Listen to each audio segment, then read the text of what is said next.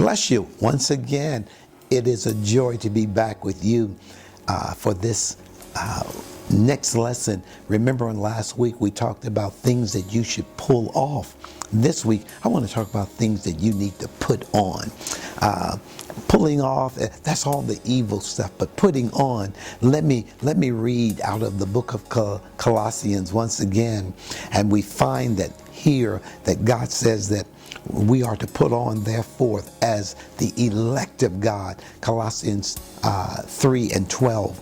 And it said that we are to put on the holiness of God, the beloved of God, having the bowels of mercy, the kindness, the humbleness, having a mind of meekness and an attitude of meekness, and knowing what it really means to walk in a long-suffering life, and having divine love, having a spirit of forgiveness.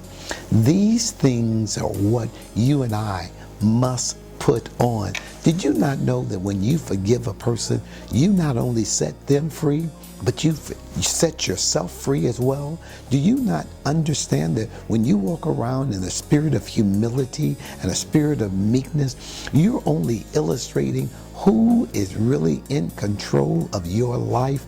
That's why Paul he was talking to the Colossian church, and he was saying to them over and over again, I want you to be your best. I want you to be your maximum for God. And when we put on these characteristics of meekness and long-suffering and forbearance and forgiveness and divine love, when we put on those characteristics, you and I really illustrate who's in control of our lives. It's, the word love it didn't just say love it, but it said divine love. When you and I put on divine love, it means that we love people even outside of ourselves. Our love is contagious. Our love is uncontrollable because it comes straight from above. It comes straight from God Himself.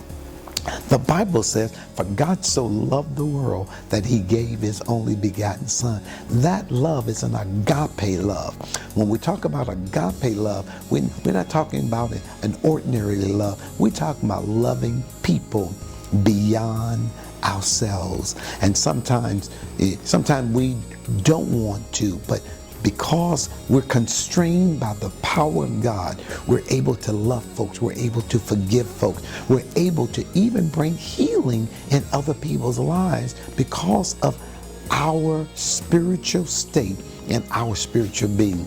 I really want to encourage you to walk in long suffering. I want to encourage you to walk in the meekness of God as you go forth with your walk with God.